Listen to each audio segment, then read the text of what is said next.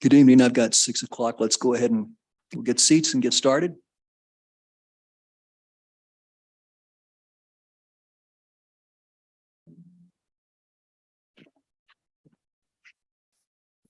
Okay. Good evening. This is a regular meeting of the Manistee Springs City Council for September the 20th, 2022. Call this meeting to order and we'll start with the Pledge of Allegiance. If you'll join me. The Pledge of Allegiance to the flag of the United States of America and to the republic for which it stands, one nation, under God, indivisible, with liberty and justice. Thank you. Would the city clerk please call the roll? Yes. Council members Judith Chandler, she is an excused absence. Julie Wolf.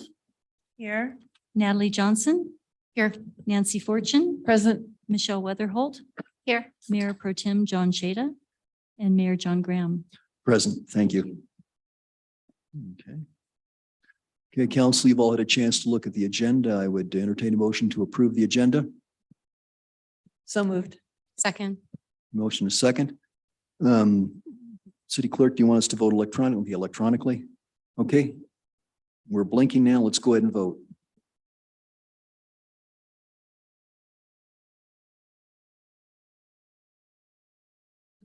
Six to zero in favor. Okay, good. The agenda is approved. The next item is public comment on non-agenda items. So this is the portion of the meeting where anyone can speak to any item that is not on the agenda. We would ask that you limit your comments to 3 minutes or less. Do we have anyone who would like to speak? Judy, did we have? Okay. So we do not have anyone interested in making public comments tonight. The next item, item F, we have the consent calendar. We have 3 items. The first is the approval of the City Council regular meeting minutes for September the 6th, 2022. The second is presentation of the August 2022 warrants. And the third is the fire station alerting system. If any member of council wants to remove an item for separate discussion, that's fine. If not, I would entertain a motion to accept and approve the consent calendar. Move to accept and approve the consent calendar as presented. Do we have a second? Second. Seconded by Councilor Wolf. Okay, let's go ahead. All in favor, we'll vote.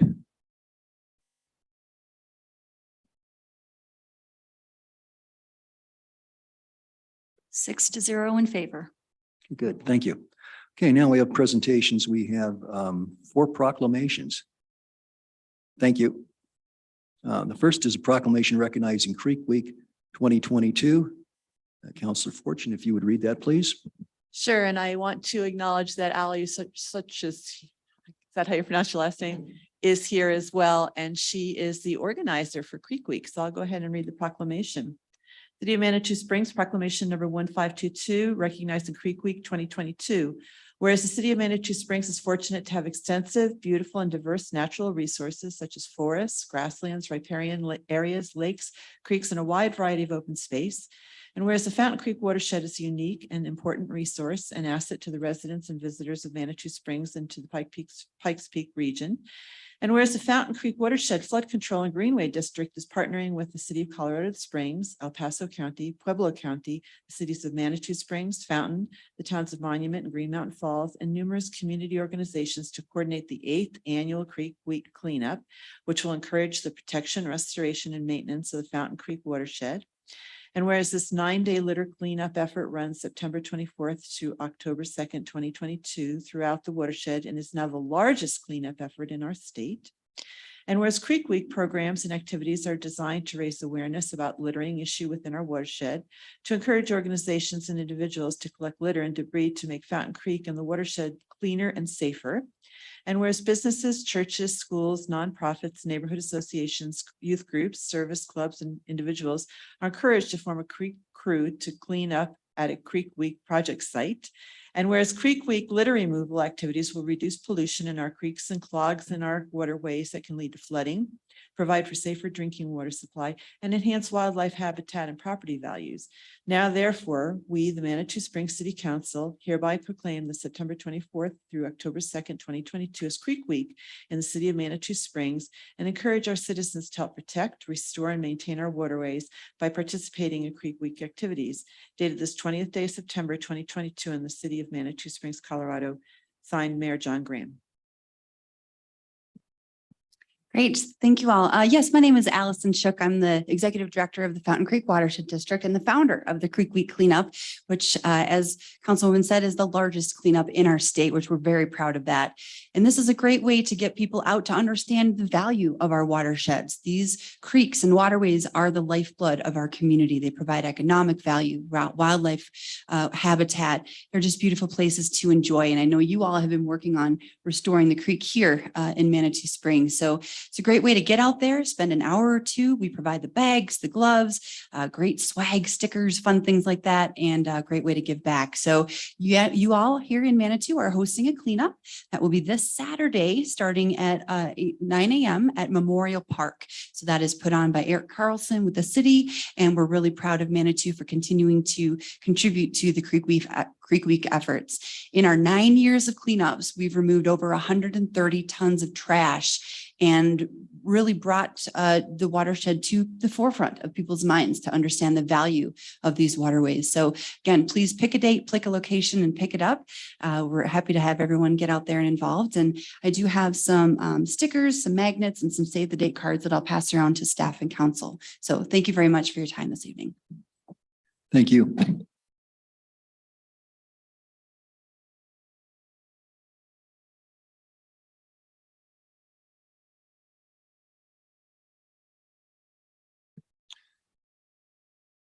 And our next item is a proclamation recognizing October as Arts Month in the Pikes Peak region. And Natalie, if you'll read that, please. Sure. And before I do that, I'd also like to recognize Becca Sickbird in the audience. She's the director of Crane, and I'm sure she's as excited about Arts Month as I am. Okay, October is Arts Month in the Pikes Peak region. Whereas the month of October is recognized as National Arts and Humanities Month by thousands of arts and cultural organizations, communities, and states across the country, as well as by the White House and Congress for more than 2 decades. And whereas the arts and humanities embody much of the accumulated wisdom, intellect, and imagination of humankind and have inspired the development of our city from its earliest days. And whereas the arts and humanities enhance the daily lives of every American, including those of us living at the base of Pikes Peak. And whereas these pursuits connect, entertain, and enrich the lives of our students, families, and communities through vital moments of creative expression. Whereas the nonprofit arts industry also strengthens our national and local economies by generating $166.3 billion in total economic activity annually, $153.3 million of annual economic impact in the Pikes Peak region, and by supporting the full-time equivalent of 4.6 million jobs across the nation, 5,070 jobs locally. And whereas Manitou Springs has a thriving, vibrant arts and culture scene and is nationally recognized as one of the top towns for arts and artists. And whereas the aforementioned arts and culture scene makes Manitou Springs a well-established and desirable destination for art lovers, and whereas Manitou Springs, through its artist galleries and arts events, upholds a town culture that strives to make art inclusive, accessible, and affordable to all. And whereas the people of Manitou Springs voted to support its nonprofits and artists financially through a sales tax, because they recognize that art is not free. And now therefore be it resolved that the Manitou Springs City Council do hereby proclaim October as Arts Month in Colorado's Pikes Peak region, and call upon our citizens to celebrate and promote the arts and culture in Manitou Springs, and to specifically encourage the greater participation by those said citizens in taking action for the arts and humanities in their community.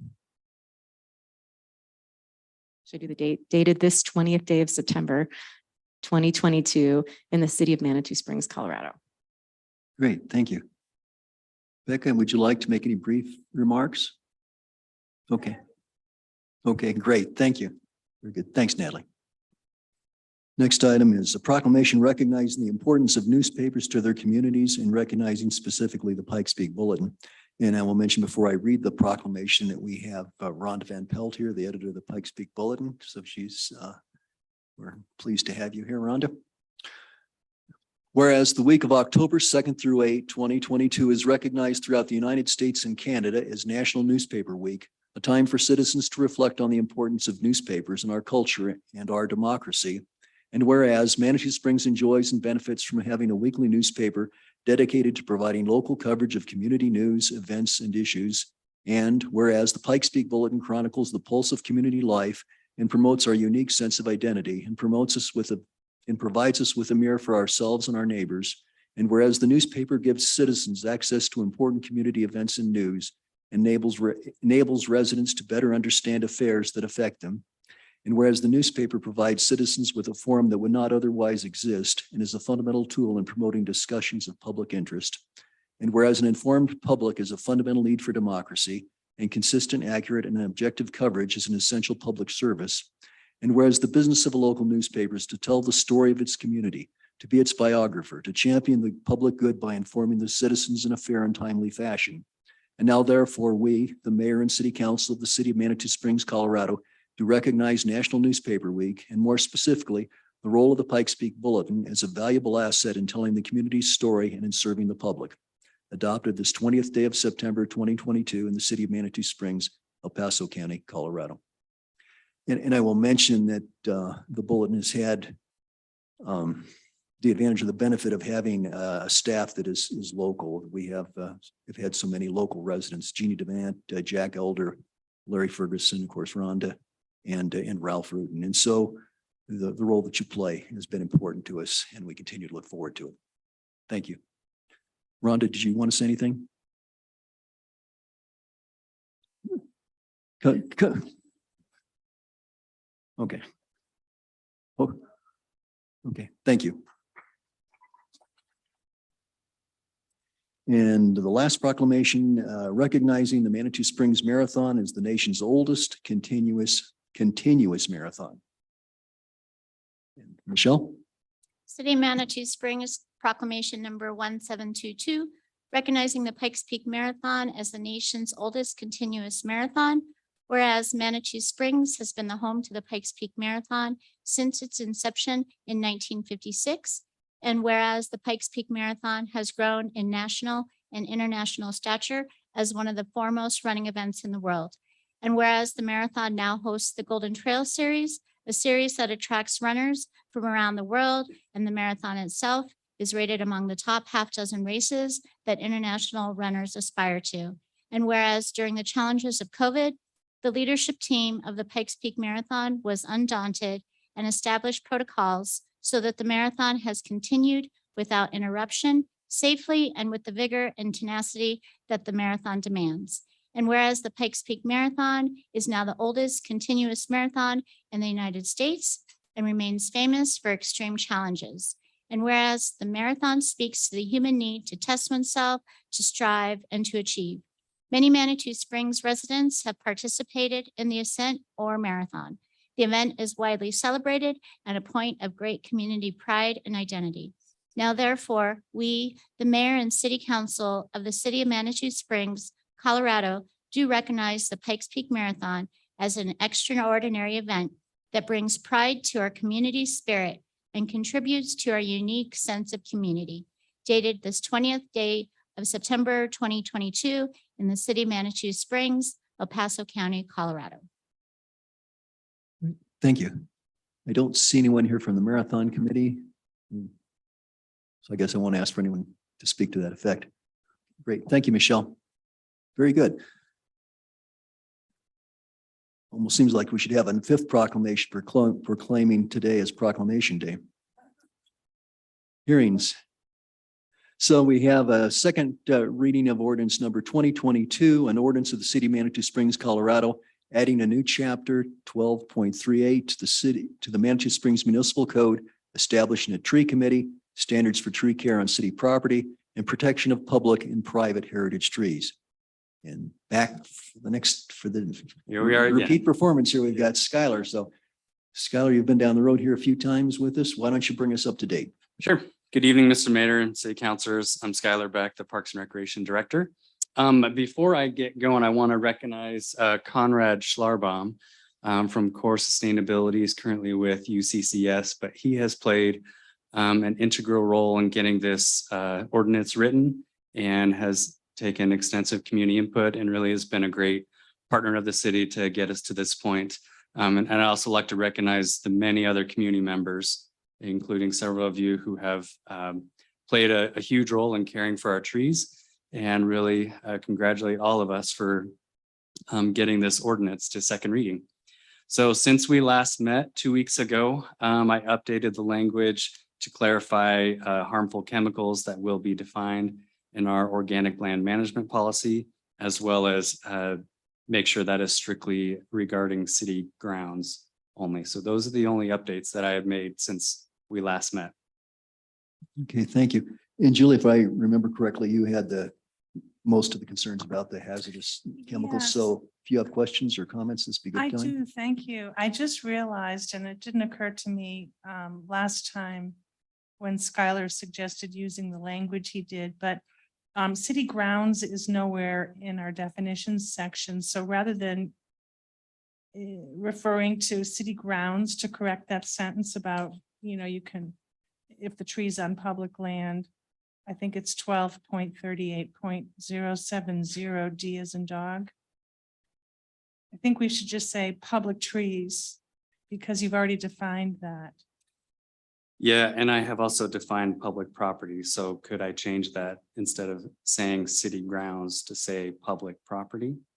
Yeah, I guess if public property is in the definitions section, I think that would work. I just felt funny using a whole new term that wasn't defined because it implies that it might be different from public property that was defined. So yeah, I think that would work. Okay. I also had a question about 12.38.090 G. It refers back to things called retention regulations. I didn't see a link to that at all in what I was looking at, but I'm not familiar. I didn't even realize the city had regulations. Can you tell me what the retention regulations are and where I can find them? I'm sorry, Julie, could you refer to that section again? So I think it was, and I'm going to pull it up myself because I'm just peeking at my notes, so I hope I wrote it down correctly, but I wrote 12.38.090 subsection G as in good. Oh, okay. Yeah. Do you want me to read that sentence? Well, I just didn't know. Yeah, does it says something about retention regulations there? Am I right? Yeah, so I actually referred to that a little earlier in the document where we talk about the zero net tree loss standard and the desire to prune first prior to removal. So I believe that's what we're referring to there. So it's not a regulation? It's the standard that we're setting for ourselves. Yeah, I don't think we with this should use the ordinance. word regulation if it's not a regulation. So let's see if I can find it to see what we can use instead, because that's just because you write a standard doesn't, I don't think that makes it a regulation, but let me see if I can find it. Oh, shoot, my battery's about to die. Oh, hold on. Huh. 090.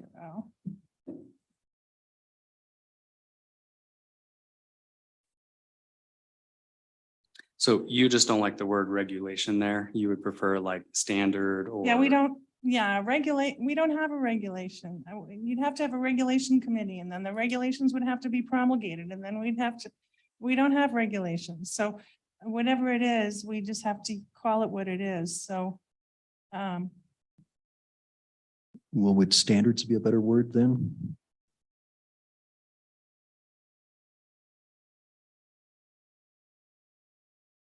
give me a sec.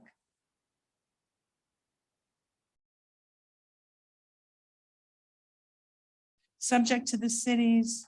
So what is the document that you're referring to? Where does one find it, first of all? Because if you're required to obey certain rules that are referenced in the law, then we should provide in the law a link or some information on how to find this other rule. So that's one thing that's missing, but what is it? What does the top of the page say on your, does So- it say tree rules or what does it say? So section 12.38.080 talks about the permit required for planting, pruning, or removal of trees on public spaces. So right, the very first sentence after that, the city maintains a zero net tree loss standard on public property. The preference is to preserve the tree with pruning first prior to removal. And then so on. So that's, I believe that's the retention that we're kind of trying to preserve, that we would prefer to preserve the tree with pruning first prior to removal. And if it is removed, then we need to replenish it because we have our zero net tree loss standard. Oh. So I think what you mean to say is, and the last sentence of G there in 090, I think what you want to say is, however, a heritage tree designation does not prohibit a property owner from developing a property and or removing the heritage tree or trees. I would say subject to the other provisions herein, right? That means you have to follow all the other rules here. Is that what you mean? Well- Wouldn't that do it? So to me, this section is talking about a heritage tree that's on private property. So because it's on private property, it's not subject to the trees that we, treat differently that are on public property, city property.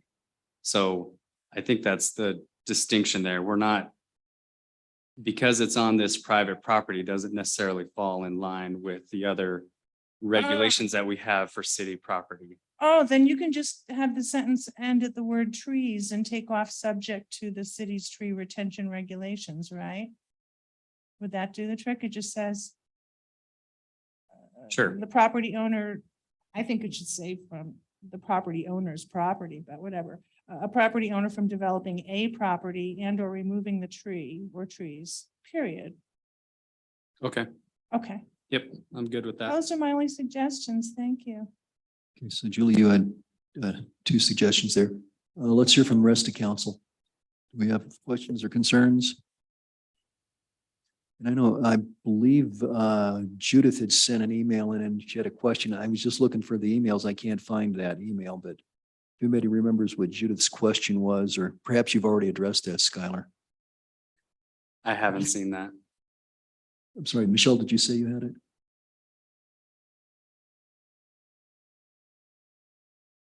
Judith has a question regarding the tree ordinance, specifically if the tree voucher program of the last 2 years is going to continue for residents to purchase trees for their property.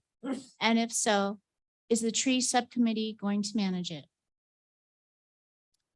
Yes, I included that in my budget for next year to continue that program. It's been extremely successful. We've had over 80 residents turn in their vouchers. So I budgeted for that for next year and we plan on continuing it. It will be managed by our city arborist in collaboration with the tree committee. Great, thank you. I think that answers that question. Council, it seems like we're trending towards making a decision here. We have two slight modifications, it sounds like. Do we have any further discussion? Okay, well, Skylar, what I might ask is, you've been taking notes, so if you could just read back what those two modifications are, and then perhaps we could have a motion, or we could tell you if someone would like to have a motion, and then we'll hear from Tyler to make sure we've got the modifications correctly. Okay. Julie, would you like to make that motion? Mayor, this is a second hearing. Oh, right, sorry, we do have to have a public hearing. Okay, I'm sorry about that. So, okay, I will open the public hearing. So anyone in the public can speak to this? Anyone interested? Judy, did we have anybody? Okay. Well, in that case. Okay, I think we're ready for a motion.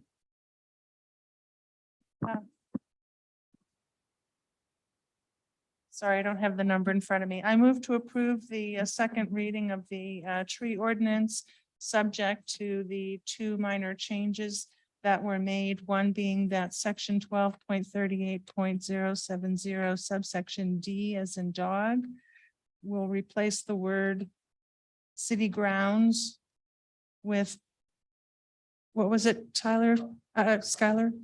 Public property. Oh, thank you. And also subject to the change at 12.38.090 subsection G as in good, where the sentence will end at the last sentence of G will end after the word trees, plural. Second. I second. We have a motion, a second. Any further? Is everybody okay with the understanding of the two modifications? Appears to be so. Any further discussion? Okay, let's go ahead and vote.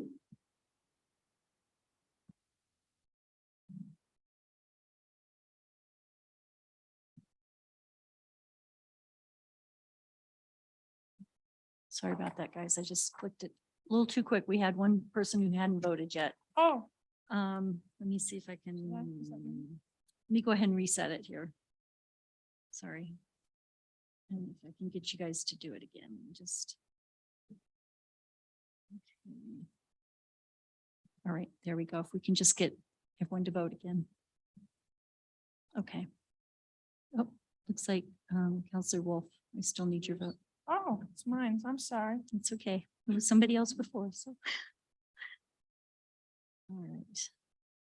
And we have a 6-0 vote in favor. Okay, great. Thank you. Skylar, thank you very much. Yeah, thank There you. was a lot of time and energy went into this. We appreciate the efforts you've all made. Could I just also thank Skylar, because this was a monumental effort and a lot of discussion and difficult considerations, and I think you did a phenomenal job. So thank you for getting this done. Yeah, thank you for the support. Really appreciate it. Now the actual work gets to begin. Okay, sounds good. All right. Thank you.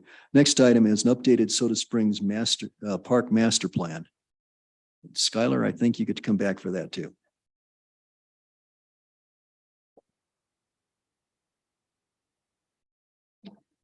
All right, good evening. I will let Mia introduce herself and then I'll share a few comments and then turn it back over to her. Hi, good evening, City Council and Mr. Mayor. I'm very pleased to be here. My name's Mia Reckesens and I'm with Horde Copenmacht, architectural and landscape architectural firm in Denver. And I'm very happy to be able to present our final master plan for the Soda Springs Park. I guess I can jump right into it unless you have anything else. Well, I was just going to mention real quick that Mia and HCM was actually the architect firm that updated the master plan a couple of years ago. And we successfully built phase 1 that was completed in October of 2021. And it's been a huge success. Lots of people enjoy the park and the nice boulder and the play area. So we retained HCM again to update the master plan and continue the momentum that we had after a successful phase 1. So we have been working quite a bit with HCM and the community and PARAB to really update this master plan phases 2 and 3. And that's where we're at. Yeah, and part of this process was having a lot of community feedback and making sure the community was involved in these next 2 phases of design. And part of that was having an in-person community meeting on site in Soda Springs Park, in addition to some online surveys and basically a questionnaire with anyone who wasn't able to attend the in-person walkthrough of the park. So it was a great culmination of information that we received from the community, and this is the master plan that resulted of that. I did also bring a document that kind of summarized the community feedback, but due to time, I don't think we'll cover that unless you have specific questions about it, and we can pull that up at the end. So I'll jump right into the final master plan and walk you through all the changes with that. As you see on the screen right now, this is the master plan of Soda Springs Park. The west side that Skylar mentioned is kind of faded out, and that is the part that has already been constructed. And everything that is outlined in a red dashed line and is a little bit more bold in color is phase 2 and 3 for the park. If you hop to the next slide, we can walk through all the changes. So starting in the west corner and kind of moving our way east, we have a Crusher Fines walkway that connects basically the entire park. We have a Crusher Fines walkway on the western portion already, so we're just continuing that walkway all the way through the park over to the east restrooms, existing restrooms. So that'll be our connective walk, and then everything beyond that is also accessible, but as far as the main accessible route, that is the main Crusher Fines walkway route. In the top western corner, we have our existing playground that we'll be doing some renovations to. I'll get into a little bit more specifics of the equipment itself in a few slides, but we are improving the accessibility of this playground by providing a new accessible ramp into the space. And then we are taking out a segment of the retaining wall to add a little bit of a concrete walk down into that space that connects to one of the picnic gaming tables in the corner. And then the rest of the playground itself, as I said, will have some improved playground equipment. We'll be keeping the ones that are already very highly used and making sure that those stay in place, and then taking out the ones that are either outdated or broken pieces and things like that. So we'll be improving those. We'll also be improving a lot of the landscaping along the north and south edges of the park, as well as including some planting beds throughout the park, including some deciduous shade trees over by the playground itself to provide some additional shade as those trees mature. We also have a pedestrian walkway that will be going through the space that's sort of south of the playground and west of the pavilion. This is a nice gathering space. You have a lot of events that have happened in this park. So we're sort of formalizing a pedestrian walkway through that space that will basically be pedestrian pavers, but will mimic flagstone pavers. So it'll tie into the nice flagstone pavers you already have on the east side of the park. There also will be some Crusher Fines open areas, basically for a variety of different events that occur there. We have some cornhole games that possibly could be brought in, or other types of things that basically a multi-use Crusher Fines space that the public can use, sort of in the middle there in the light tan color. And then the brighter green color that you see between the Crusher Fines open space and the pavilion is a gathering space for the community.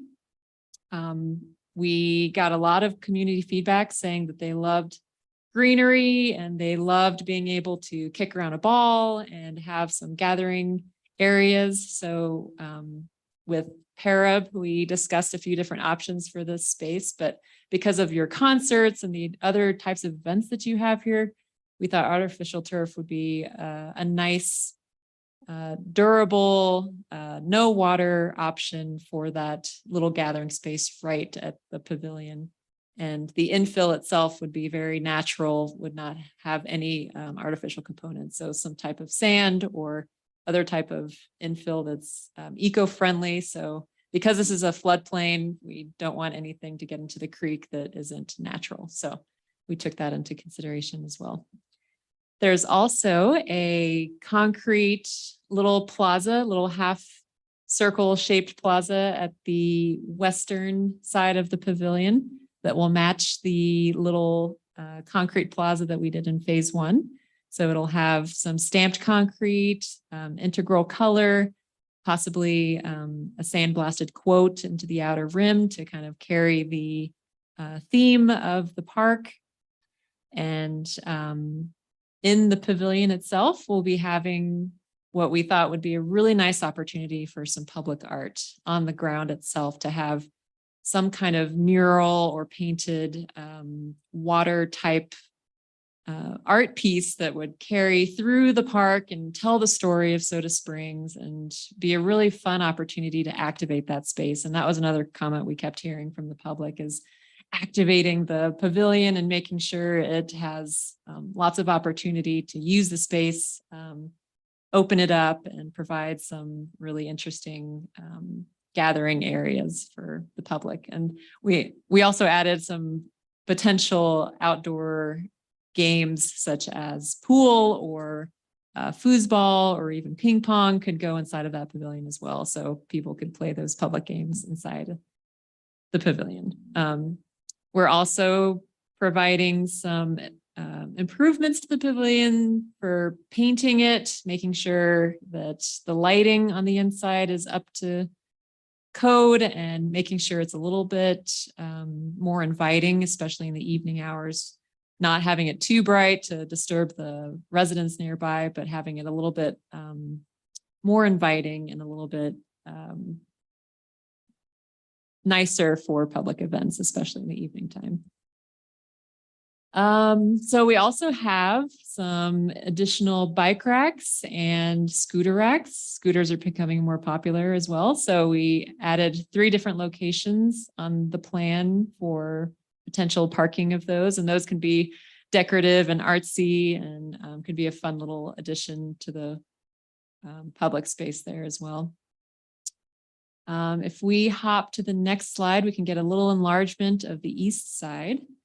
So the east side, there's a few things happening. We had a lot of comments from the public wanting to activate this space and make it really inviting for people throughout the day, especially during evening hours and having, during events, there's some cars that are parked back there, but they really wanted to stray away from parking in this space and activating it for pedestrian use.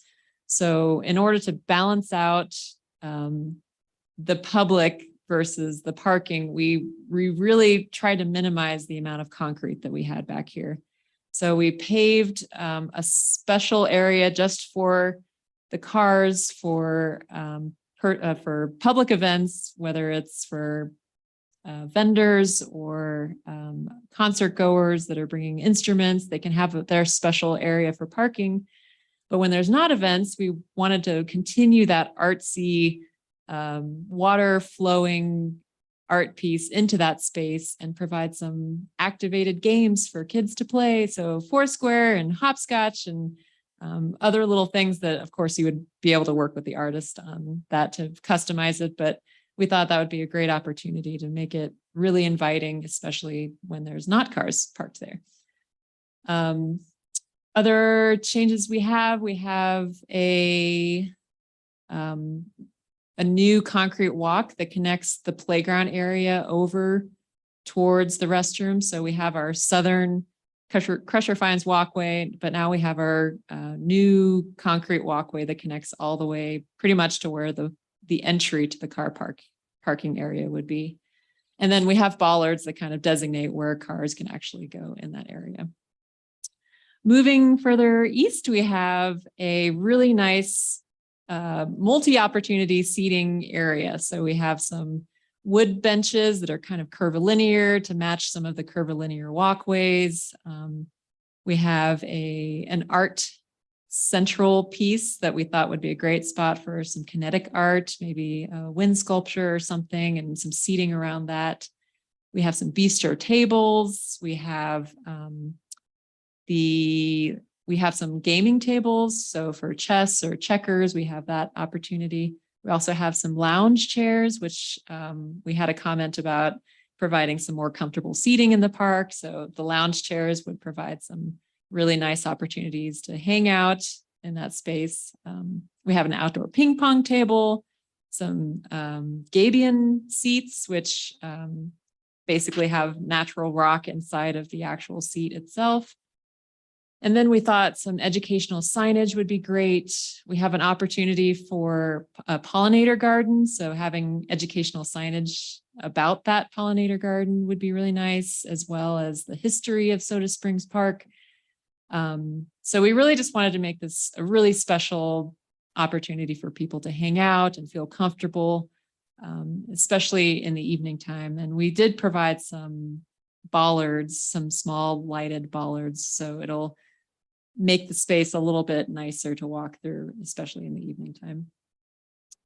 We did add an additional shade tree over sort of between the restrooms and where the little gaming tables would be.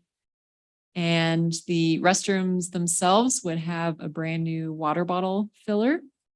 And just east of the restrooms, right now there's a concrete walk that goes nowhere. So we are proposing taking out a portion of that and adding some planting back in and having a little fence that blocks off the pedestrian connectivity there that didn't really go anywhere. So think that covers most of the master plan in this space. If we hop to the next slide, I can just briefly tell you about our playground. We've gone through a few different versions of this, but a few comments that we had was to have an iconic feature. So we have a little bit of a wooden tower that has a lot of play opportunities for kids. The age ranges of all this equipment ranges from 2 years old to 12 years old. We have our 2 existing play structures that are going to stay. So in the top right corner, you can kind of see the 2 disc swings that are staying. And then the bottom right corner, you see the existing compan spinner that's going to stay.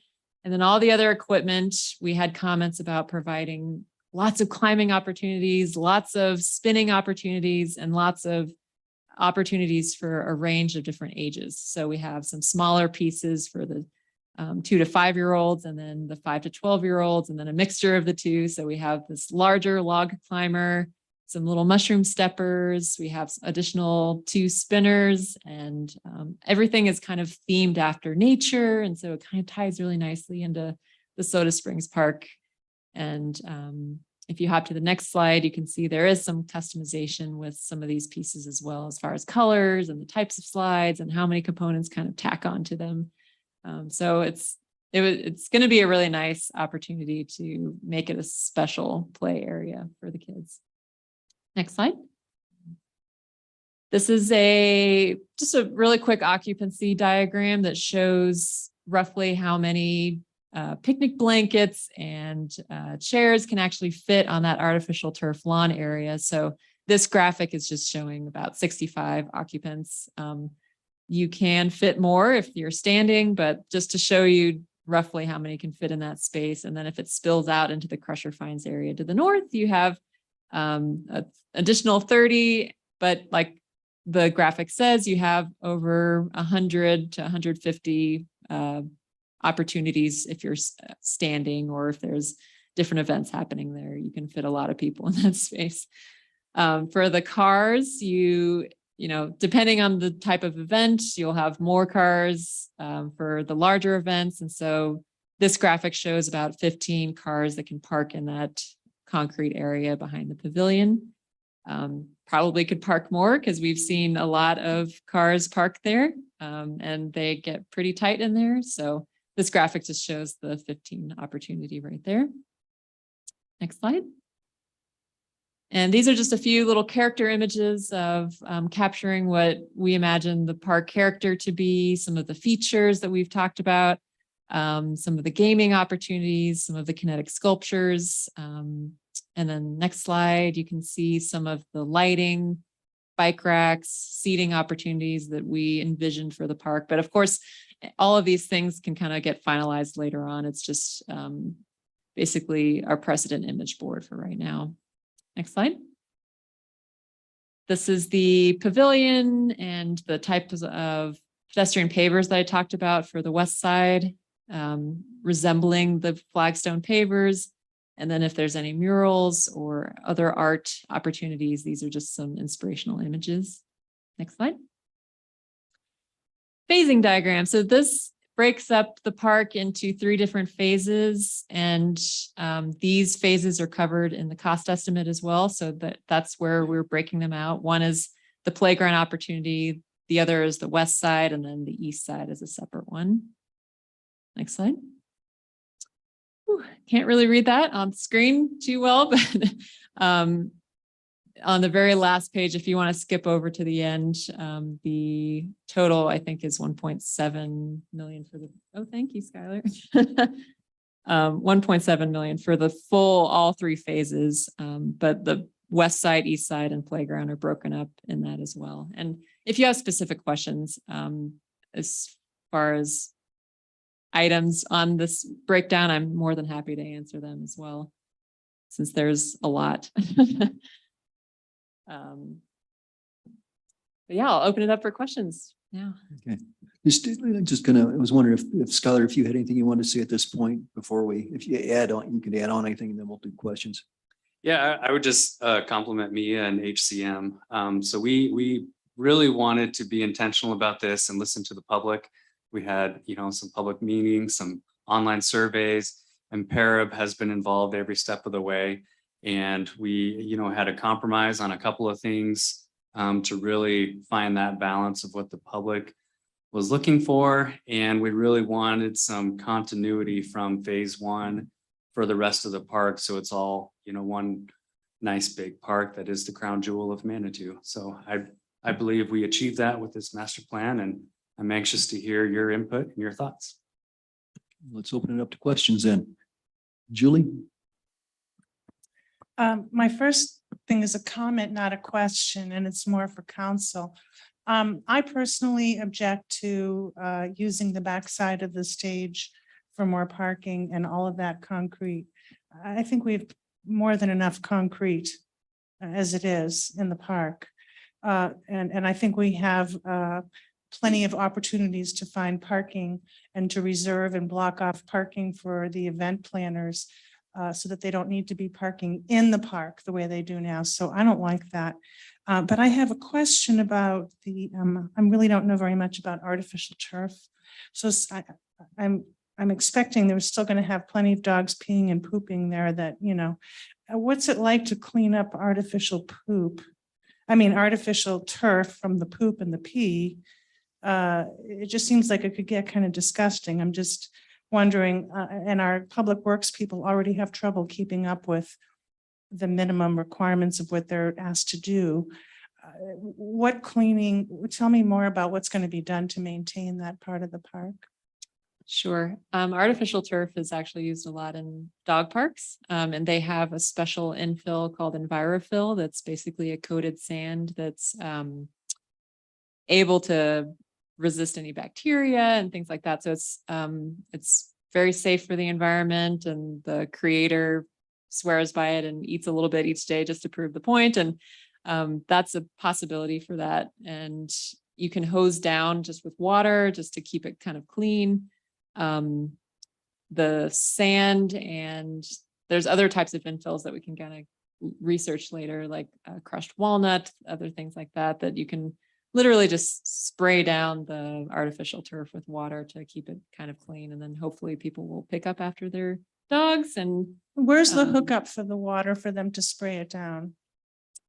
that is. I don't think we have one. And Yeah, then you I've would- been told in the past, it's too much work. The first time we put the turf down there on the west end of the park, they couldn't bother to water it during the winter because it's such a hassle, because then they have to put those big water tanks on the back of their pickup and go down there with a hose. Oh, that's too much work. So I want to know, how is this going to be washed down?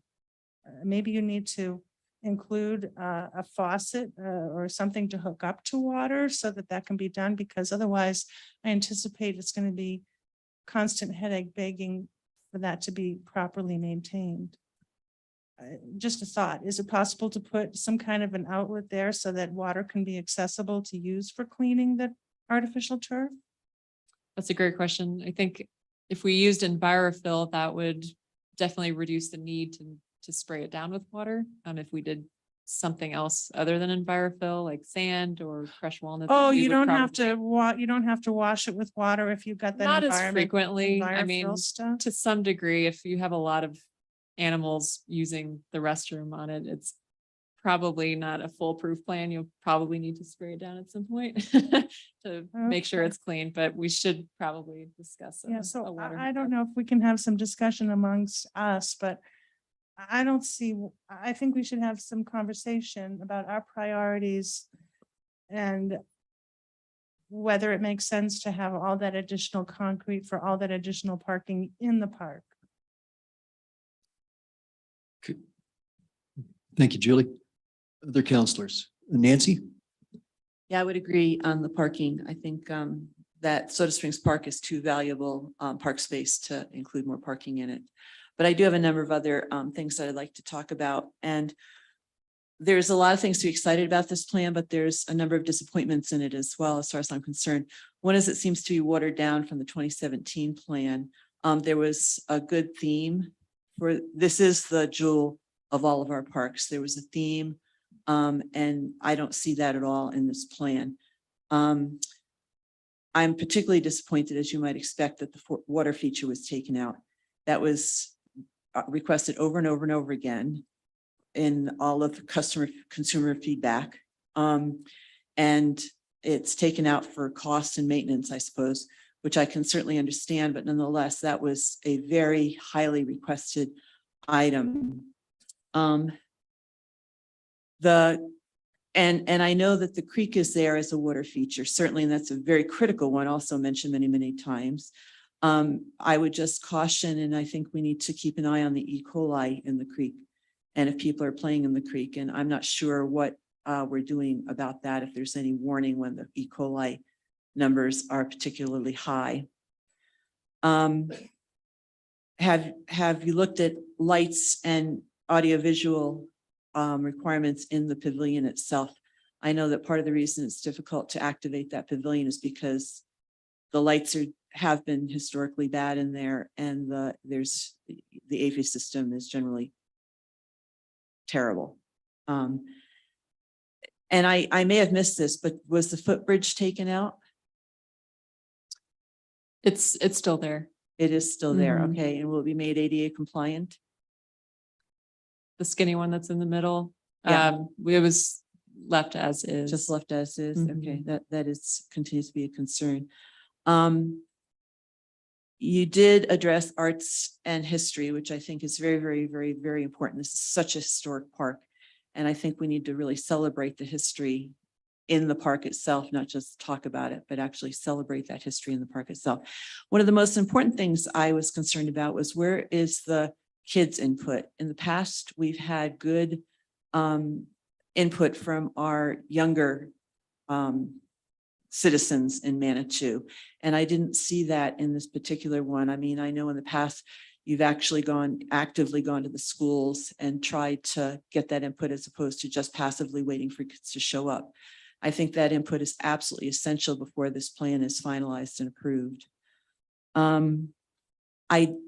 That sense of place, there's some of that in here, but again, it's just not enough in my thoughts for this park. You did explain some of the age range, which I was grateful, because at first it appeared to me like all the playground equipment was for little kids, and you did say it does go up to age 12. And I know that Fields Park is more for the older kids. So that was helpful. Let's see. And there was also a huge call for a bike ride station. And I know as long as there's a bike ride station in the very close proximity, I'm fine with that. But just to have bike racks up there is great. But I think it's as important to have a bike share station in the very close proximity to Soda Springs Park. And I do appreciate that a lot of the stuff is somewhat natural. You're looking at some wood. I think that's important as well. So those are a number of my concerns. Thank you. Thank you, Nancy. Other counselors? Nancy, I was just wondering, looking at the map, I mean, I guess you could, in terms of a creek walk trail, you could walk through anywhere in the park, but is there, I know you've done a lot of work with the creek walk people. Is there something there that, from their perspective, that's maybe not included here, or that is? Yeah, the Could Creek you- Walk plan called for the Creek Walk Trail to be outside of the park. That was done several years ago. And you still can go through the park, but it is, the real estate in there is fairly tight, and people still can go through that park on bike and certainly walking. But that is a very difficult place for the Creek Walk to go through, and currently it's on the Park Avenue. The plan is for it to go on Park Avenue, the Creek Walk Trail. Well, Park Avenue is not a piece of cake either. In Yeah, the summertime, it's Yeah, congested. So, it's a problem no matter yeah, I mean, where you put it. I guess I'd feel better if we had a little more thought as to how that creek walk would work, if that's going to be a conduit for a lot of pedestrian and maybe bicycle traffic. That's kind of a concern. that we should maybe Yeah, factor and that in. just as a reminder, the Creek Walk Trail, the intent of it was to be a transportation corridor, not just for recreation. It was supposed to be an alternative for pedestrians and bikes to, instead of Manitou Avenue. So again, it's been very challenging to find the best alignment for the Creek Walk Trail. But yeah, I get your concerns. Okay. All right. Thank you. John. I guess I resonate with a lot of what Nancy was commenting about. I don't know if I'm missing so much the water feature. One of the things that hits me about this plan is especially some of the plans in the west side improvements for these walkways. These hit me as things that look good on paper, but in reality, people end up cutting through things. Okay. I think there's something, I'm not certain how some of these, especially some of these planter beds or whatever that are being depicted on what would be that south side of the pavilion there, okay, are going to kind of endure these very kind of square kind of pathways. It seems like we ought to be maybe thinking about just how those things are going to work, how they're not going to be essentially just trampled over as people are using what I would say sort of kind of normal kind of social kind of pathways that people are kind of used to. I'm kind of pained a little bit by the overall cost of it. And what I'm really fearful of is that I certainly agree. I think the children playground improvements is a huge priority, as it seems like we've been losing some of those playthings and had to take them out and whatnot. Parts have broken off of them or whatever. And that's a really big, huge expense. But it just seems like also in that, I don't know which, maybe tell you what page I'm on in the slides, but it's the one where you've got the pink area for the playground and the blue denoting the west side improvements. Again, it just seems also, if we could, it seems like to me kind of knock down some of this impermeable and unnatural kind of surfaces to this area. In particular, in that blue area, it seems like we've got more concrete being poured. Okay, that just hits me as just more stuff that doesn't soak water in. Okay, I think it appears maybe really great from looking down in the plan of it, but I'm not so certain it's a really great amenity when you're standing there in the park.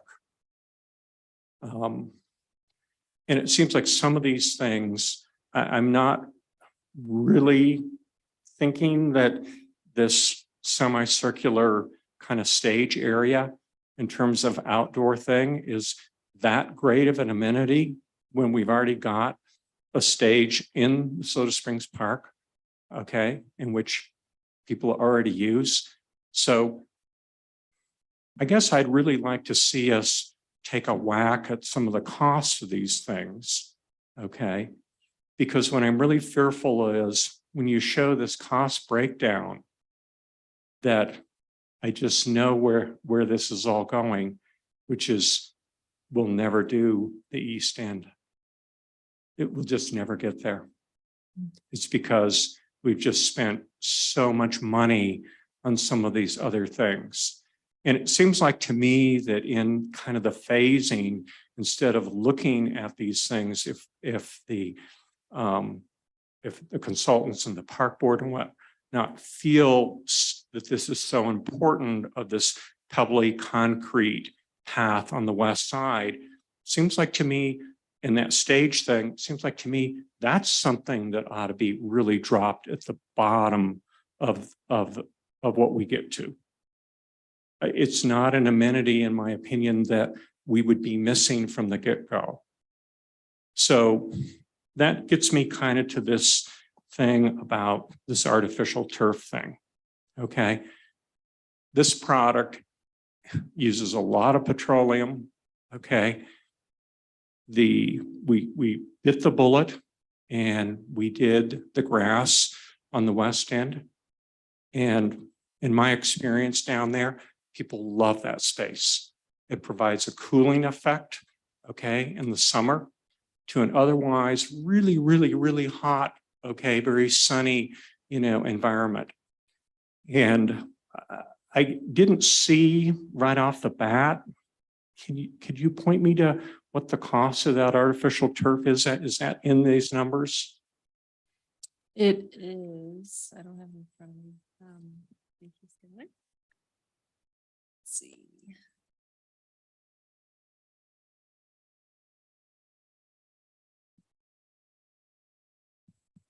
Artificial turf, which includes the leveling course, about 80 grand. About 80 grand. So to me, it just seems like every single thing that we can kind of whack out that's up there in that 100 grand thing in terms of a whole bunch of cement pathways and whatnot. It seems like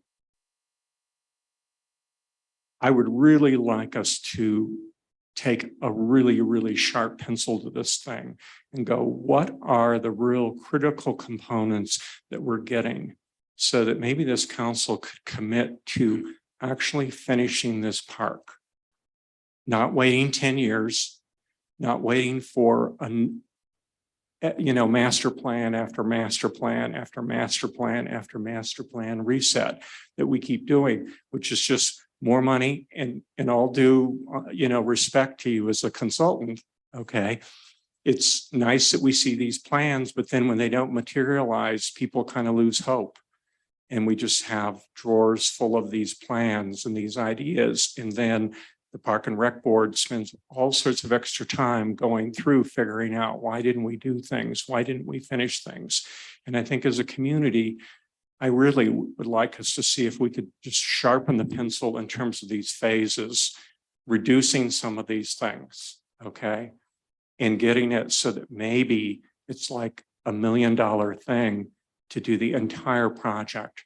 And then maybe the council can see, in a 3-year or 4-year time frame, how to kind of take a hold of that.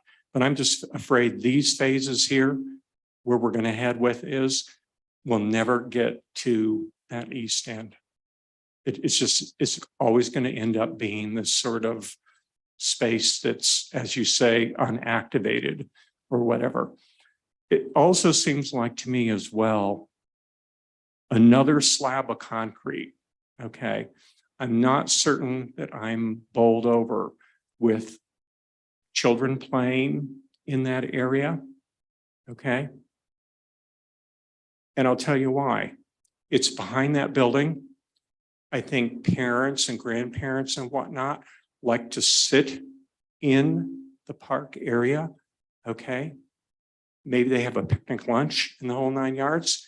And that's just behind that building. And that's just out of view. There's just no natural line of sight that seems like to me is natural, that kids are back there playing hopscotch and whatnot. And this is the other thing. Let me tell you something. You can go back there and look after these last month of events.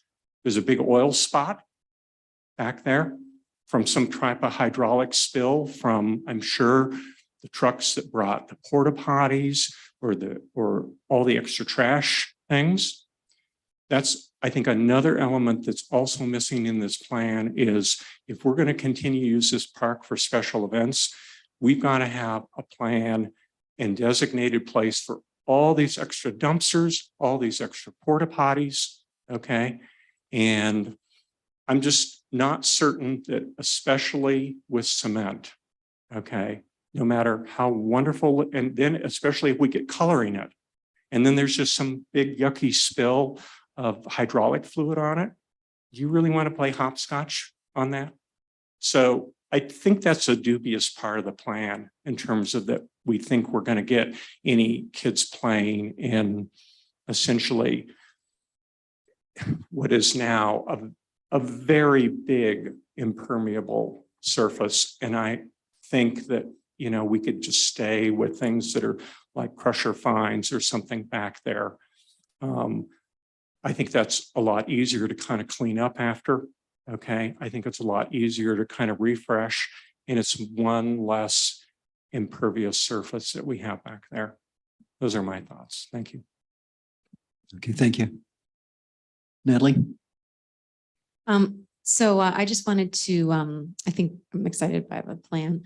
I would like to consider the water feature again to have that conversation. I know it's problematic, but I think there's a lot of research around community building and the importance of water features. And then again, the input from our kids. I think this is one of those rare opportunities where kids have a lot of buy-in, and it's kind of a great opportunity to reach out. And then I'm also wondering about the addition of some parkour elements. We've had some folks from the high school come to us over and over again for a hand on this. And I think we could probably add a few things that they could utilize. Parkour, it's that base jumping. They jump off things and do flips and break things, but themselves, but then they record themselves doing it. And Yeah, it's becoming more popular with teenage groups for sure. It's like an adventure course almost.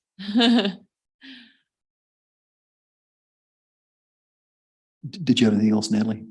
Okay, great. Nancy?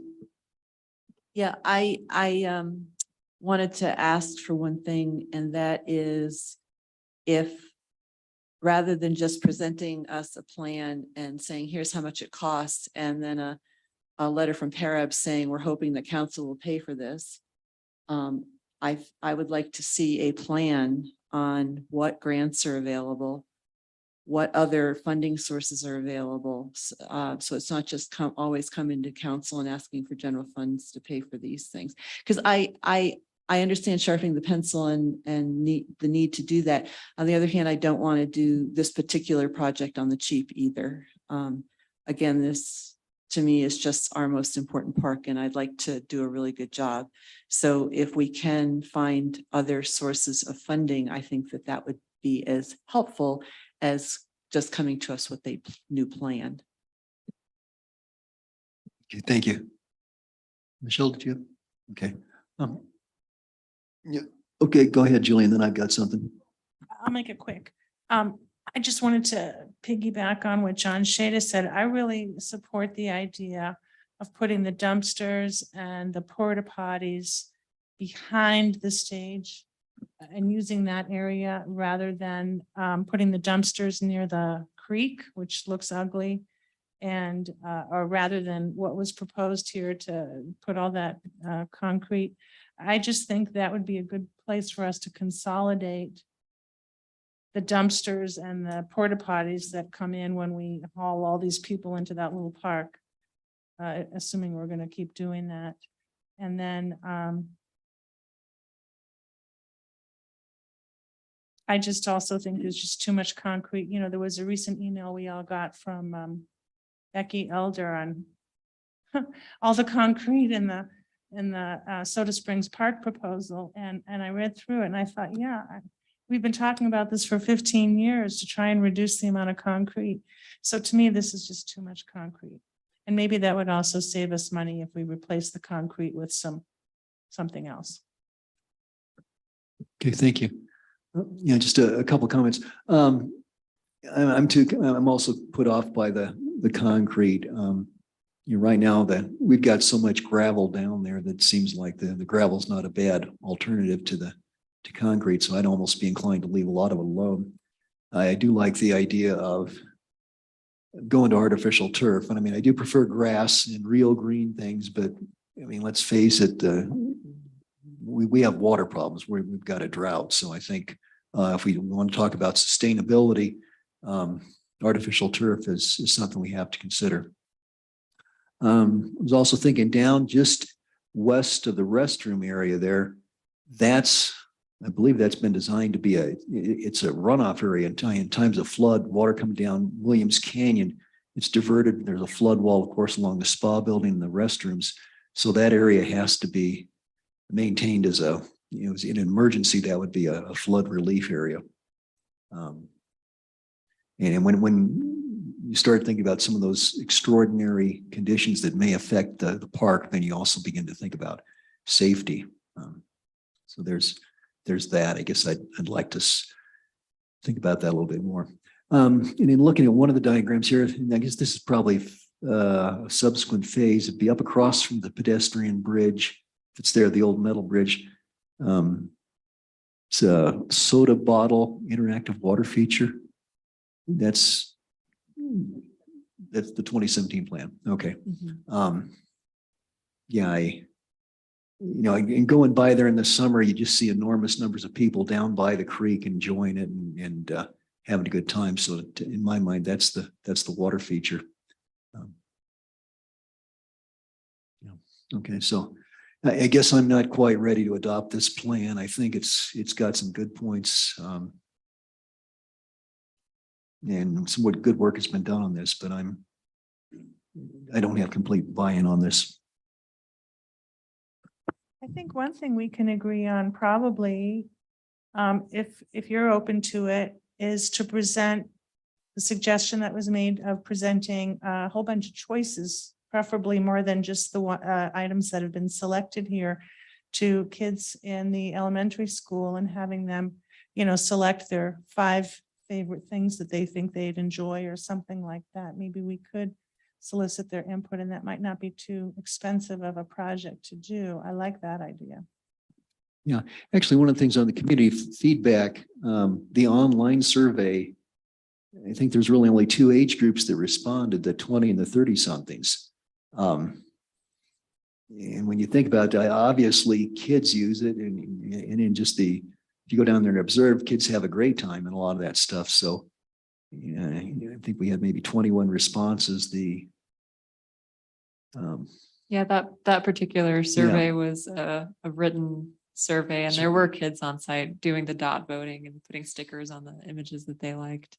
So we did have some kid input, just not a school size version of an entire. Well, okay, what I show here is in the age group 21 to 39, there were 8 responses. The 40 to 64-year-old demographic, 13 responses. In the other age groups, no responses. So I can appreciate that sometimes it's hard to get feedback from the public, but at the same time, I would not put a whole lot of weight on some of these comments if they don't really sample it. There was an in-person, right? Okay, so we have the online, we have in-person, but we get these slides, and these slides are influential, or they're intended to influence us. And when you look at them, sometimes there's not a whole heck of a lot behind it. They should be questioned. Okay, so I think there's a lot of artistry here. And I also want to see substance. Council, the memorandum suggests that they're looking for approval or that we send it back. So I guess maybe be a good time to entertain a motion.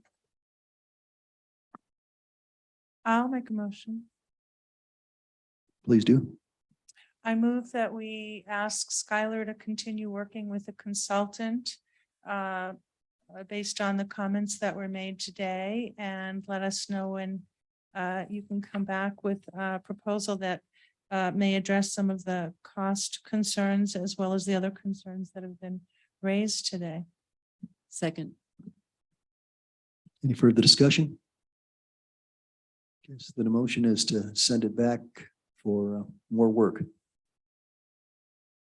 No discussion. Let's go ahead and vote then.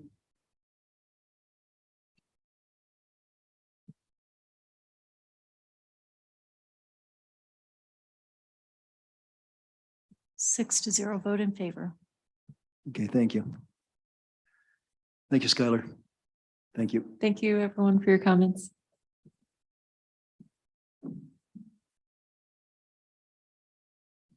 Okay. Next item, receive or act on council correspondence. Does anybody have anything? Nancy?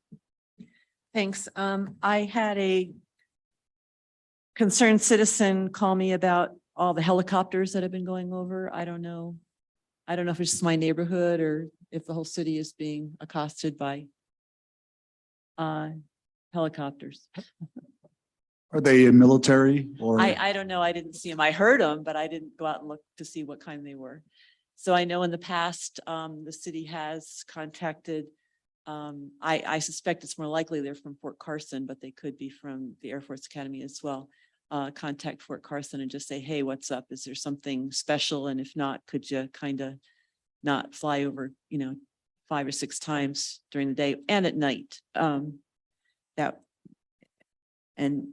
I understand the need to fly helicopters. So, secondly, the Crystal Hills Boulevard on the east side, as you go up the hill under the bridge, is just so overgrown. And I've had complaints about that, and it's horribly overgrown. To include, it's breaking up the concrete, or it will break up the concrete on the underpass as well, because there's stuff growing up from the concrete holding up the bridge. And that's, I guess, all I have, because I can't read my third comment. Oh, I know. I'll be gone until 30 September. I'm leaving tomorrow and I won't be back for a couple weeks. So just if anyone's looking for me, they won't be able to get in touch with me. Thank you. And with that, Denise checked me on this, but I don't think we have anything that we need to talk about next week on the 27th. So the work session that we would normally have on the 27th is open. So unless you hear otherwise, we'll have that night off. So no meeting next Tuesday. Okay. Michelle, do you have anything? Julie? I'm sorry, Natalie, you got your hand up, yeah. I just have a weird one. Farley asked me to ask, is anyone vegan or gluten-free? No. Okay. Thank you. Okay. It's for the food for the upcoming retreat. Okay. She just didn't think anyone was gluten-free or vegan, but she wanted me to confirm that. Okay. Julie?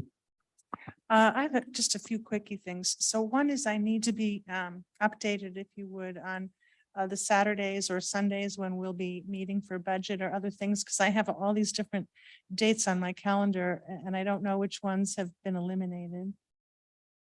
Is it the 1st and the 8th of October? Is that Okay. it? Right, yeah, At this Denise, point? check me on this here. So October 1st, this would be a day-long budget retreat. So that's 8:30 to 5 PM. That would be here. And that's the format similar to what we've done in the past, where the department heads would come in and make their presentation and we would have an opportunity to ask questions. Then October 8th, strategic planning. And this was something we talked about doing back in August, and we had to move it out for several other reasons. Right now, we've got that scheduled from 8:30 to 4 PM. That's Saturday, October the 8th. That, I think some of that will depend on how we handle the budget treat on the 1st. So in a sense, I guess October 8th could be considered sort of a spillover from the 1st. Is that a fair way to characterize it, Denise? Yeah, and then October 30th is the training, Oh, the diversity. diversity Right. training That's, from 8:30 till, I believe, 1. I can check the exact date, but 8:30, I think, to 1. And we're not serving lunch. We'll just be serving a light breakfast and it will be at the school because we have another event going on here. okay. All right. So does that help, Julie? Julie, Yes, that's- thank you. And my other thing, and I failed to mention this when Skylar was here, but someone was just telling me today how upset they were. This didn't happen in Manitou, but it could, because when Colorado Springs went to cut down trees or tree branches to protect the electrical lines, they just destroyed this one tree. It was a huge, old, probably 100-year-old lilac bush and anyway, it was very upsetting. So is there a way that we're going to notify the city of Colorado Springs that we now have this new ordinance about trees? That if it's a heritage tree, that they need to talk to us before they start cutting it down or shaving it off, or I don't know, there needs to be some kind of communication, I would think, between us and the folks who handle that. The other thing is, I still am concerned, and I haven't really gotten clarification on whether we are requiring the on-site staff person to be present during the entirety of an event as opposed to just popping in. That was one of the concerns that was raised with the recent Soda Springs Park event, and I haven't heard back. And since we have the upcoming Beer Fest or something in Soda Springs Park, I wanted to know what the plan is. Can you tell me, Denise? Yeah, we just got a response from Skylar today. So Roy and I have not had a chance to review it, but we will get that out to council tomorrow of what Skylar responded to. So I'll get it to you. I apologize. Both of us have been inundated with budget. So I'll get it to you tomorrow morning. Hopefully, let us just have some time to review it before we send it. I think you did send us an updated policy Mhm. attachment. It just didn't address this issue. Right. And that's why I'm raising. And I it. asked him, because you said you copied Skylar on that. So we Oh, asked Skylar for a response and we got it this afternoon, but we have not had a chance to look at it. So So we will it's- get it to you tomorrow morning. So it's up to Skylar to decide, or?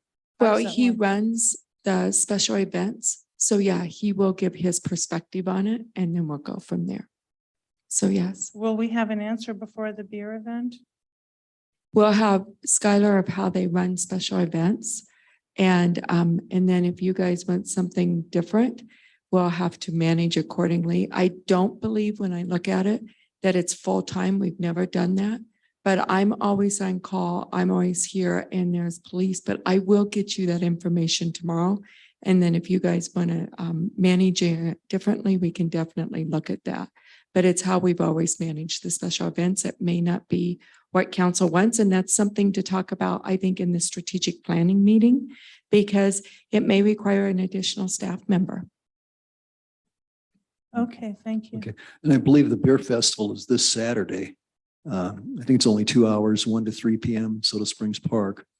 And this is kind of a side thought to it, but council, what would it be like if we each took an event and we were sort of down moderating that event and tried to make it to attend throughout the day for the entire event? Julie, what's your thought? Well, I'm against that. I think it should be voluntary, but I surprised myself because I read in our code that the event planner is required to compensate any staff people who are there for purposes of monitoring.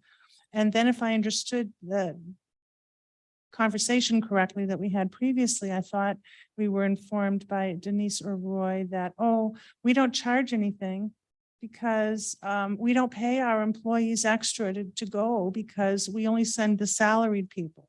Well, I don't know if that's right. I mean, I'd be in favor of paying a salaried person a special fee for showing up and attending and staying at the event because we've had problems. I'm not going to call Denise on a Saturday when there's all these problems. We should have somebody there, and they're supposed to be paid by code by the event. That's part of their plan. So, and that's part of our requirements. So if we have the opportunity to already pay as many people as we want to be present from the city to oversee things, I don't see why council should have to go do it. But that's my personal opinion.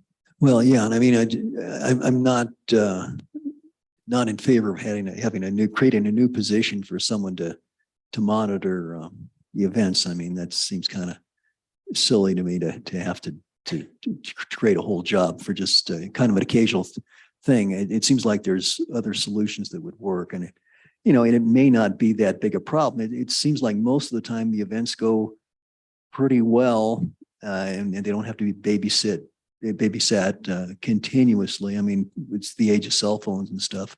And I think staff has been pretty responsive. I've had several occasions where I got a hold of parking people on the weekend and they were able to to take care of things. So I've been happy with that.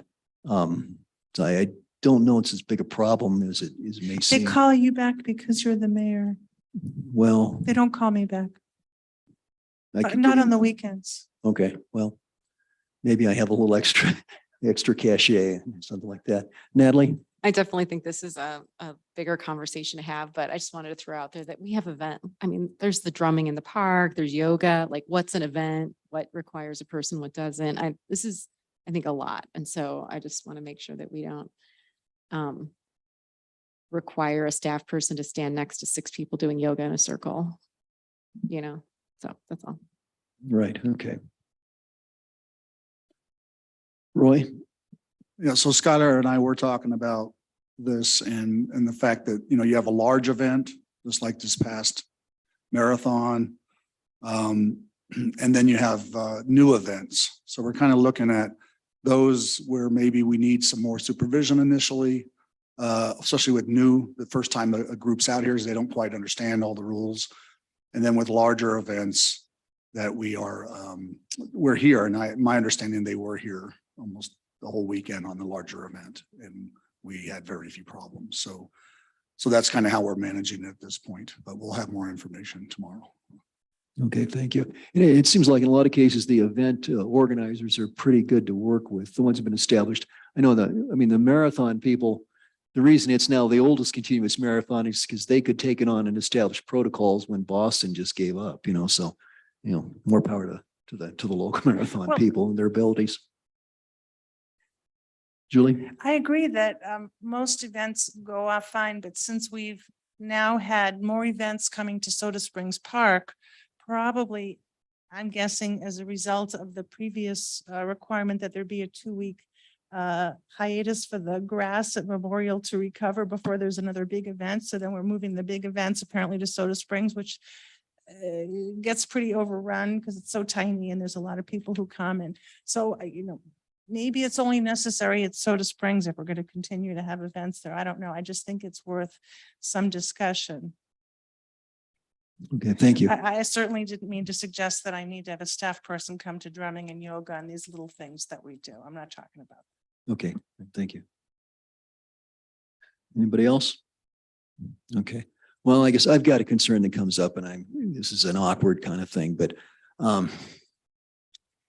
if I get hit by a bus, the mayor pro tem is going to be down here signing papers or something. And the mayor pro tem has to be responsive. And frankly, John, there are a lot of times I've tried to contact you and you don't respond back. Sometimes you've been good about it. We've had some great discussions. We've shared some great ideas, but there's other times I just don't get it. I reach out to you and you don't contact me back. I understand now that you don't reach back to Denise. Okay. I'm frustrated. I'm profoundly frustrated. This weekend, this last weekend was marathon. Given some of your history, you were not a good fit to come in and help out with the marathon. Frankly, I don't think you're a good mayor pro tem. And in some respects, yeah, you're constructive and you are, but across the board, I think you fall short. I'm disappointed. And I would ask council, I think we need a new mayor pro tem. John, I'll let you speak.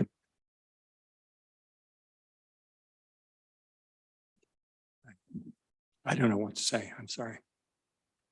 Well, okay, if you and I could sit down and have a private discussion, I would take that as the next step.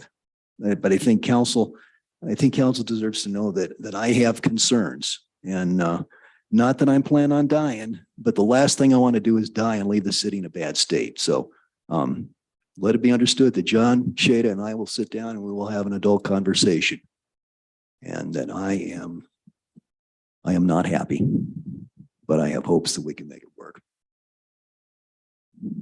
Okay. Anything else from council? Okay, city minister's report. Roy, give us good news. We're gonna, probably the second week of August or October, not August. We're gonna be paving Cannon Avenue. Desperately needs it, so that's being planned. Crosswalk art on Old Man's Trail in El Paso is planned for the first week of October. And then that floodgate, we're still not satisfied with the noise level. So we have found a permanent fix from the company and they will be coming in early October, early November to fix that permanently from the noise. So that's all I have tonight. Thank you. Thank you. Denise? I really don't have anything. We are working desperately on this budget. And I do need to state, we're trying to get this to you in a week in advance. But with the URA changes and other changes, it is really impacting our numbers and how to get it to you. So we will do our best, but I cannot guarantee it right now. There's been numerous changes with the URA and the changes that's been made, and it's really impacting our numbers and how we present. So I will do my best to get it to you for a week in advance, but I can't guarantee it right now. Okay, thank you. Well, do your best. We can't ask a whole lot more than that. Understand. Okay. I ask So- you something? Yeah, go ahead. Would you please consider putting it on the agenda for our next meeting to have an executive session to consult with our attorney on some legal issues that have arisen as a result of the URA decision we made last time, just so we can explore that before too much time goes by, to squeeze that in to a meeting. I don't think we necessarily have to meet on the 27th just for that, but I'd like us to have that meeting soon. Okay, yeah, Denise, October the 4th. And I think Denise's intent was to get us some background information on the legalities concerning the URA. So, I believe I've done some of that, but if you guys want it for the October 4th in executive session, we can definitely put it on. I just need to know if that's the will of the council. is there anybody opposed to that? No, I just want to Yeah. acknowledge the receipt of the confidential memo we got from Jeff addressing some of these URA issues, but then there are other questions too that I'd like us to explore, but that sounds fine with me. Okay, if there's no objection, let's go ahead and put that on for October the 4th in executive session. Potentially, maybe we won't need to do it, but it's better to plan ahead. Could I suggest that at least one person from the URA be invited to that executive session? I think that part of our issue has been that the URA and the council have been on two separate tracks and no interaction between them. That might be appropriate, I think, for just a regular meeting, but for the executive session, I want legal advice, confidential legal advice, because we've got two separate entities here with. We always have the opportunity to invite people to our executive sessions, and we do invite people to our executive sessions, and they are bound by the same confidentiality agreements as we are. Okay, well, I just don't think it's a good idea personally, but we can vote on it. Well, let's go around the table. Michelle, what's your thought on inviting a URA person to the executive session? So Nancy, you'd be in favor. I am not in favor of it. John? Not, okay. Natalie? You're not comfortable, okay. And Julie, you're not. So it looks like. I don't mind meeting with them later, but I want to Yeah. I want to find out what my legal rights are before we schmooze. Okay, and that'd be my thought too. Nancy, I think you make a good point. I think if we sat down and talked with them there, talk is a cheap way to maybe dodge problems, avoid problems. But I think maybe first we should have a chance to talk to Jeff Parker. Mayor, Oh, could I yes. just kind of share some information? So you can invite somebody into the meeting for a certain part of it and then ask them to step out again. So if that could be an option. So it would Like still we'll have be- a private meeting first it could and he still- can be here so that when we're done, then we invite him in. I don't know if the inviting him in part would qualify as the legal. executive session material, but yeah, we could certainly do both on the same day. Okay, so you'd be okay with that, Julie? Natalie? John? Okay, then I could do that. Okay, well, then I guess it would seem like the sentiment of council is that we would invite the URA person, but only for a portion of the meeting to be determined at the time of the meeting, I suppose. Any objection to that? Okay. Nancy, did you have anybody in particular in mind since you're the liaison person there? So I suppose Deb Sagan? Deb, yeah, she's the chair, so she'd probably be the best person. Okay, so Denise, if, as you set that up, if you would invite Deb, or do you want me to do that? Okay, I'll invite her. Mayor, I think it would be appropriate if you Yep. invited, and then I'll be letting Jeff Parker know we'll Okay. be asking for an executive session. Okay. Thank you. Will do. Thank you. Okay, and so Denise, did you have anything else? I think you were, No, that's it. I will keep you posted of when we get the packet completed for the budget. So, but I'm not sure I'll do it a week in advance, but I will do the best we can. okay, understood. Well, it's scheduled for Saturday. We may need the weekend, and it really, right now, we're having to change some numbers. And to change a number is not just as easy as to go in and change a number, because we have our not our consultant, but the budget book to make sure it's right. So we're trying, we're working the best that we can, and Becca had a deadline today by 5 that she was trying to meet to just make it so that we can get it to you. Well, and I guess worst comes to worst, it might even, I mean, it'd be uncustomary, but perhaps it's an option that the first hour or two of our meeting, we just ignore each other and pull out our laptops and read your memo if we don't get it till that day. And then we can go forward and have the meeting perhaps. You'll for sure get it before that day. I'm just not guaranteeing a week in advance. It may be 3 days or 4 days, but it may not be that week. Yeah. Okay, thank you. Well, that concludes the agenda for tonight. I'll take a motion to adjourn. Second. Okay, all in favor? Oh, we can vote electronically.